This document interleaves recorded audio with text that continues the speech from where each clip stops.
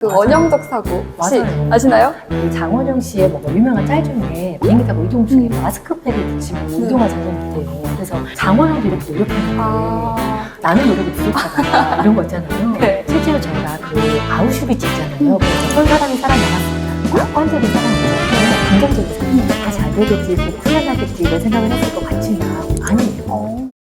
이렇게 여러 가지 시간에 따라서도 즐겨본 재미가 있을 것 같아요. 네, 역시 정서 상태를 반영하는 것 맞아요. 같습니다. 그때그때마다 다르기 때문에 이런 라인으로 한번 같이 이용해 보시면 좋을 것 같고 네. 그러면 저희가 이런 구찌 블룸의 성격, 이미지, 뭔가 연예인 하면 또 어떤 느낌들이 좀 떠오를까요? 저는 이 향을 맡았을 때 되게 여성적이고 좀 관능적인 되게 머리가 찰랑찰랑한데 웨이브가 들어가서 긴 생머리와는 좀 다른 여성미 있잖아요. 맞아요. 그런 의미에서 저는 전지훈 씨가 좀 떠오르는 것 같은데 맞아요. 저는 진짜 딱 아이돌이 떠올랐거든요. 뭔가 꾸안꾸 느낌이나 이런 거 전혀 아니고 이목구비도 뚜렷하고 그리고 되게 풀 메이크업, 빈틈없는 이미지잖아요. 되게 작정하고 꾸몄고 작정하고 연습했고 작정하고 잘하는. 그래서 저는 장원영 씨가 떠올랐거든요. 네. 장원영 씨 하면 어떤 느낌 드세요? 장원영 씨 하면 항상 밝고 좀 당차고 되게 독보적인 캐릭터잖아요. 맞아요. 워낙 아름답고 인형 같은 외모지만 또 그 정신 상태도 되게 건강하시더라고요. 맞아요. 그래서 좀 유명한 그 맞아요. 원형적 사고 혹시 맞아요. 아시나요? 네, 맞아요. 저도 들어보고 제 환자분 중에서도 네. 그런 얘기를 한 분들이 있거든요. 어떤 얘기를 제가 들었냐면 그 장원영 씨의 뭔가 유명한 짤 중에 비행기 타고 이동 중에 마스크팩을 붙이고 이동한 장면이 있대요. 그래서 장원영도 이렇게 노력하는데 나는 노력이 부족하다 이런 거 있잖아요. 네. 그래서 저도 이제 그 얘기 듣고 찾아보니까 장원영 씨가 사실 우리가 외모로만 보더라도 한국 사람 맞나 약간 이런 느낌 들잖아요. 키도 너무 사실 그렇고 인형 같죠. 맞아요. 이목구비도 그렇고 정말 다 갖췄고 다 가졌는데 이렇게 노력을 한다고? 뭔가 이런 것들도 저한테는 되게 좀 낯설었고 그분들의 뭔가 어록처럼 말씀처럼 원형적 사고 그러니까 이런 말들로 저한테도 얘기하시는 분들 많았거든요. 네. 원형적 사고 좀 어떻게 저는 실제로 이 말을 되게 많이 쓰는데 그 럭키비키 있잖아요. 그러니까 우리가 뭔가 이 상황을 말로 형용할 수 있을 때 그 쾌감이 있는데 저는 이 럭키비키를 장원영님을 통해서 처음 듣고 와 이거 정말 좋은 사고다. 그래서 이 상황이 나에게 시련을 안겨주지만 럭키비키 그래 오히려 이게 나한테 나중에 득이 돼서 돌아오겠지. 지금 이 정도 위기가 있는데 지금 이만큼이나 남았네? 내가 잃은 것보다는 남은 걸 더 바라볼 수 있는 그런 초점을 둘 수 있는 럭키비키 원형적 사고가 맞아요. 되게 우리 사회에서도 정말 긍정적으로 영향받으신 분들 많을 것 같아요. 맞아요. 정말 요즘 MZ분들이 특히 이런 되게 많이 하시는데 조금 부끄럽지만 저는 럭키비키란 말을 알았어요. 네. 그 비키가 원형인지 몰랐어요. 그냥 남들이 쓰게 나도 써봤고 네. 좋은 말이겠거니 했는데 이번 찾아보면서 그 말이었구나. 역시 많이 배운다. 공부해야지. 그런 생각이 들었거든요. 근데 저는 진짜 그러면서 그분의 어록을 보면서 정말 제 환자분들에게도 해주고 싶은 말이 되게 많았거든요. 누군가 나한테 타격감 있는 말을 해요. 근데 내가 아니면 버리면 돼요. 그쵸. 근데 또 나한테 해당이 되거나 맞다면 고칠 부분은 고치면 된다. 그래서 나아지면 된다. 사실 이런 부분이 우리가 쉽진 않잖아요. 그쵸. 누구한테 싫은 얘기 듣고 잘했어도 너 이거 못한다는 말 들으면 속상하기 쉬운데 어쩜 이런 긍정적인 태도를 가지고 있는지 그런 부분 되게 신기하기도 했는데 원형적 사고의 저는 핵심 부분은 제가 정신과 의사로 보면 딱 두 가지인 것 같거든요. 일단 첫 번째는 긍정적인 태도. 예요. 긍정적인 마음 좀 어떻게 느껴지세요? 마냥 긍정적이게 살기가 좀 힘든 것 같은 게 왜냐면 우리가 너무 일상생활에서 사람들 간에 교류도 많고 또 듣는 말도 많다 보니까 긍정적인 사고를 내 마음속에 뭔가 좀 갖기가 사실 어려운 것 같은데 이런 장원영 씨의 뭔가 원형적 사고 럭키비키를 통해서 바라봤을 때는 오히려 시련을 긍정적인 사고가 있어야지만 좀 긍정적으로 헤쳐나갈 수 있는 것 같아요. 맞아요. 이게 딱 포인트거든요. 네. 그러니까 뭐냐면 실제로 저희가 그 아우슈비츠 있잖아요. 그 수용소에서 살아남은 사람들을 다 조사했을 때 어떤 사람이 살아남았을까? 낙관적인 사람 있잖아요. 네. 긍정적인 사람. 다 잘 되겠지, 곧 풀려나겠지 이런 생각을 했을 것 같지만 아니에요. 오히려 거기에서 내가 지금 힘들지만 살아야 될 이유를 찾는 사람 있잖아요. 네. 그래서 긍정적이라 하는 게 무조건 낙관적인 거, 다 잘 될 거야, 힘내자, 화이팅 이런 거 아니거든요. 그래서 저한테도 사실은 많은 분들이 긍정적인 마인드를 사실은 물어보시지만 너무 낙관적인 얘기를 저도 하진 않아요. 그래서 실제로서 치료할 때 예를 들면 저한테도 어떤 분들이 근데 위로 같은 거 안 해주시나요? 이렇게 물어보기도 해요. 근데 위로를 해요. 근데 그 위로가 근거 없이 네가 제일 힘들다는 아니에요. 뭐냐면 어떤 분들에게는 그래요 너무 힘들었겠어요 라고 했을 때 그 마음을 딛고 살 수 있는 분한테는 그렇게 해요. 근데 그래요 당신이 정말 힘들었을 것 같아요 라고 했을 때 그래 난 힘들어서 하고 놔버리는 분들이 있거든요. 맞아요. 그분들한테는 이렇게 긍정적인 마인드가 아닌 거예요. 하긴 또 너무 힘든 사람한테 그래 너 잘 될 거야 긍정적인 사고를 가져 가져봐라고만 하면 오히려 그래서 뭘 난 어떻게 해야 되지 하면서 좀 회의감을 느끼는 분들도 맞아요. 있다고 하더라고요. 그래서 상황이 힘들더라도 거기에서 의미를 발견해서 긍정적으로 해석할 수 있는 힘, 긍정적인 마인드로 볼 수 있는 힘이 사실 긍정적인 태도라 볼 수 있거든요. 네. 그래서 장원효 씨 말에 보니까 그런 말 있더라고요. 보상 없는 고통 없다. 그래서 고통이 왔을 때 힘들다 있지만 이 고통 끝에는 보상이 올 거다. 이런 기대와 이런 긍정적인 의미가 사실은 긍정적인 태도지, 뭔가 근거 없는 낙관주의나 힘내자 다 잘 될 거다 이런 태도는 사실 우리에게는 어떻게 보면은 금세 지치거나 실망스러울 수 있기 때문에 힘든 일에서도 의미를 찾는 긍정적인 태도가 우리가 정말 좀 배워야 되는 태도인 것 같아요. 두 번째로는 우리가 강한 멘탈.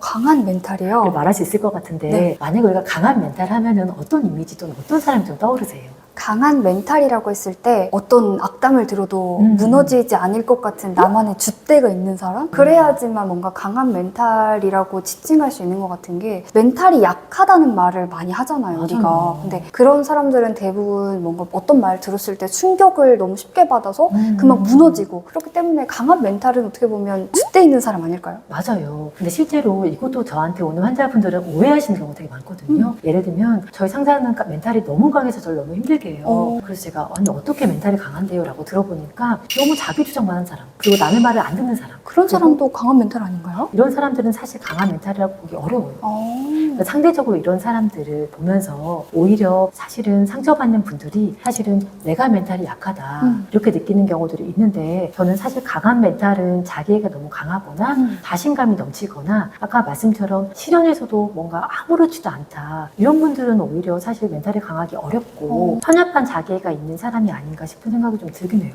그럼 강한 멘탈을 가졌다는 건 어떤 사람들일까요? 저는 이런 부분들은 약간 자기에 대한 객관적인 인식이 있고 그러면서 실현에서 긍정적인 태도를 가지고 거기에서 내가 나아갈 에너지를 얻을 수 있는 사람이라고 보이고, 일단 자기를 조금 객관적으로 볼 수 있는 사람이라고 보이거든요. 네. 그래서 강한 멘탈은 예를 들면 저한테 이런 부분이 있어요. 상사가 나한테 혼냈어요. 혼내는데 예를 들면 은서 씨는 참 성실하고 사람들한테도 잘 있고 되게 열심히 한 태도가 너무 좋아. 근데 저번에 올린 서류를 보니까 맞춤법이 좀 틀렸더라. 다음엔 그것만 좀 신경 써줘 라고 사람들하고 얘기했거든요. 네. 근데 되게 약한 멘탈로 지칭되는 사람들은 집에 가서 이제 이불킥하고 그렇죠. 땅굴 파면서 생각하는 게 나는 정말 기본도 안 된 사람이다. 맞춤법조차 틀리다니. 나는 정말 가치가 없어. 어떻게 나한테 이런 말 할 수 있으면 네. 나는 왜 그렇지? 라고 생각하는 사람의 사고를 보면 역시 조금 우리가 교정해야 될 부분이 있다면 어떤 부분을 좀 교정이 좀 좋을까요? 그래도 일단 그 상사분께서 뭔가 지적만 한 게 아니다. 이 부분에 초점을 맞춰야 되지 않을까요? 분명 맞아. 앞에서 칭찬을 하셨으니까 어쨌든 내가 이만큼은 잘했는데 내가 부족한 게 요만큼이었던 거다. 여기에만 집중을 해야 되지 않을까 싶은데요. 정답이요. 일단 나의 전체를 비난한 게 아니에요. 네. 나의 성격, 근무 태도, 나의 모든 일 실력, 모든 걸 비난한 게 아니에요. 그냥 그 사람이 나한테 말했던 거는 맞춤법. 근데 심지어 우리가 아나운서나 책을 집필한 사람이 아니잖아요. 네. 맞춤법은 중요한 게 아니에요. 그렇죠. 그분의 일상에서 그렇게 치명적으로 내가 막 자책할 이유는 아닌 것 그렇죠. 같아요. 이 사람의 업무적인 퍼포먼스에 맞춤법은 일부이거든요. 그럼 내가 일을 못한 사람도 아닌 거예요. 근데 이렇게 확대 해석하는 경우들이 있거든요. 네. 그래서 제가 아까 객관화라고 했던 게 이런 거예요. 그럼 제가 그런 분에게 아까 설명드리는 게, 실례지만 어떤 일 하세요? 그랬을 때 예를 들면 저 공무원이요. 그러면 맞춤법이 중요할 수는 있어요. 하지만 업무 내 퍼포먼스의 전체를 평가받는 건 아닐 텐데요. 아니죠. 그럼 다음번에는 내 업무의 일부분인 맞춤법만 신경 쓰면 되겠네. 그리고 나는 지금 어떤 일을 하고 있지? 민원을 상대하고 있지. 위에 상사에게 뭔가 계획을 짜서 보고하고 있지. 이런 게 맞춤법으로 설명이 되나? 그건 아니네. 그렇죠. 이렇게 전체와 부분을 일단 나눠봐요. 그럼 또 묘하게 할 수 있는 부분이 다룰 수 있는 부분이 돼요.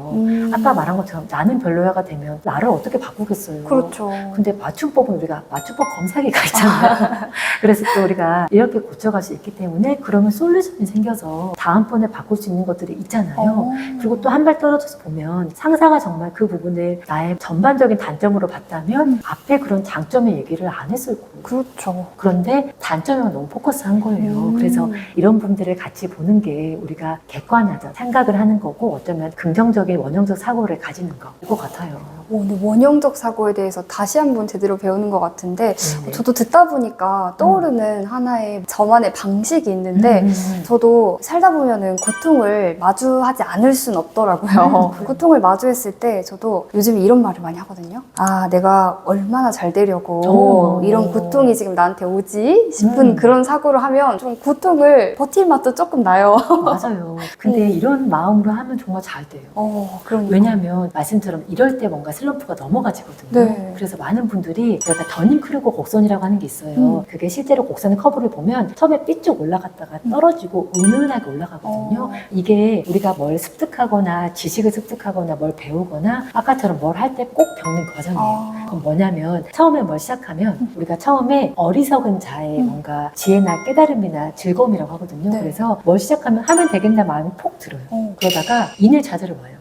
그래서 푹 떨어지거든요. 이거 생각보다 쉽지 않구나, 오래 걸리구나. 이때 아까 딱 말씀처럼 얼마나 잘 되려고, 내가 얼마나 부귀영화를 누리려고 이 마음이 오거든요. 근데 그때 포기하지 않고 그때 하는 사람이 이제 성장하는 거예요. 그래서 이걸 제 환자분의 사례로 들어드리면 그분이 사실은 미대 입시를 준비했거든요. 근데 입시가 잘 안 됐어요. 그래서 미대에 진학하지 못했고 진로를 못 정해서 뭔가 방황하다가 친구들한테 네일을 해주는데 역시 너무 미적 감각이 있어.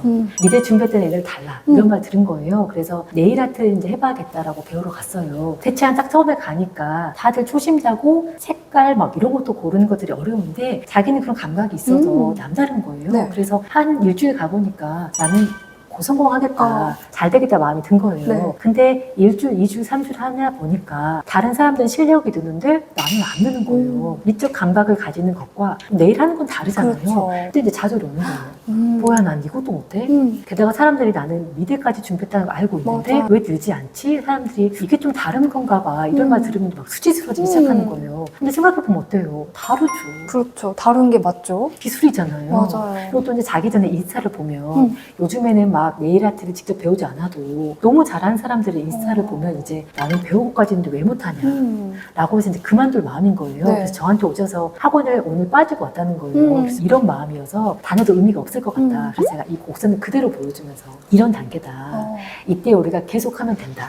다만 안타까운 거 아까 느리게 올라갔잖아요. 이때부터 진짜 실력까지는 오래 걸려요. 그렇죠. 근데 누구나 그래요. 근데 이걸 겪었기 때문에 이게 더 어렵게 느껴지는 거예요. 네. 근데 이때 그럼 어떤 사람이 잘 되냐. 더 노력하면 안 돼요. 그냥 제자리 걸음. 하면서 오래 한 사람이 잘하거든요. 네. 그래서 아까 말씀하신 딱 그 부분. 얼마나 잘 되려고 내가 이럴까라고 했을 때 포기하지 않고 어제 2걸음이었으면 오늘 2걸음만 걸으면 돼요. 이때 3걸음 걸으면 오래 못 가거든요. 그쵸. 딱 그만큼만 하다 보면 이제 올라가요. 그래서 우리가 누구에게나 이런 과정들이 있는데 그때 아까 말한 원형적 사고, 지금 고통에는 의미가 있다. 그리고 또 취할 부분은 취하면서 하면 된다. 그렇죠. 이렇게 부분을 고쳐나가면 된다. 이런 마음이 되면 우리가 누구나 럭키비키가 될 수 있을 것 같아요. 맞아요. 우리가 장원영님의 외모는 못 따라가도 우리 원영님의 사고 정도는 따라해볼 수 있지 않을까. 맞아요. 모두 럭키비키 될 수 있습니다. 네. 네, 오늘은 이렇게 구찌 블룸의 향수를 시향해보면서 이 향수에 어울리는 우리 장원영님의 사고까지 조금 배워봤는데요. 여러분들도 오늘 영상 보시고 좀 평소에 궁금했던 향수 이야기나 혹은 궁금했던 내 마음 이야기 있다면 댓글 남겨주시면 좋을 것 같습니다. 저희가 3분 선물도 드리죠? 네, 맞아요. 3분께는 저희가 이유재 직접 만든 사쉐 드릴 거고 그 부분으로 마음과 좀 향기를 치유해보시는 경험 해보시면 좋을 것 같아요. 네, 댓글 많이 남겨주시고요. 구독과 좋아요, 알림 설정까지 부탁드릴게요. 저희는 다음 시간에 인사드리겠습니다. 감사합니다.